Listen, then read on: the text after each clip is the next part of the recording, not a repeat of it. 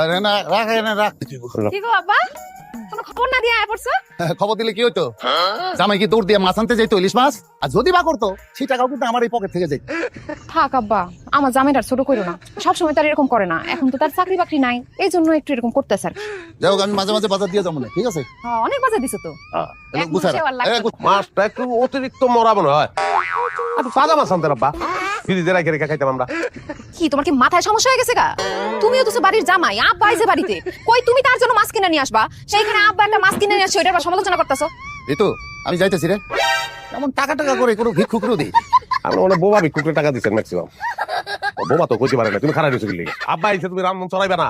হ্যাঁ আব্বা যাই কইলে কি তার যাইতে দেবো আমরা? শোনো, রামদম চড়াও আর চা বানাইবা, রং চা বানাইবা 5 কাপ। 5 কাপ কে মানুষ তো আমরা 3 জন। 3 জন ভ্যানালা, একজন 4 জন, আরেকজন যাইতে গেছি আরেকজনটাকে সুমিয়া পা। সুমিয়া পা হোক, আব্বার সইটা লয়ে নিলাম, তাহলে তো সুবিধা হয় আর কি। আব্বার সই দিয়ে কি হইব? আর আব্বার সই তো লাগবে আব্বার নামে, তবে কিছু উঠামো। এই যে আব্বা ডেলি ডেলি আসে, আইসা আমাকে বাজার দিয়ে যায়, টাকা দিয়ে যায়, মানুষ কি কয়? তাতে সুমিয়া পা আসলে আব্বাই সাইন করে দিল, আব্বার নামে কিস্তি উঠাইলাম আমরা, লোনটা আমাদের হাতে চলে আসলো, আমরা মতন বাজার টাজার করবো। আব্বার আর আসার দরকার নাই, সুমিয়া পা ডাইরেক্ট আব্বার বাড়িতে চলে যাবো, ওখান থেকে কিস্তি উঠাই নিয়ে আসবো। বুঝো না? বুঝছো? ওরা বুঝে নাই। আব্বা আপনি তো বুঝছেন। সহ্য কি হলো, গাই লাটকায় গেছে নাকি গলায়? আচ্ছা অসুবিধা নাই, পানি দিতেছি, পানি খেলে গালি ভিতরে নেমে যাবো।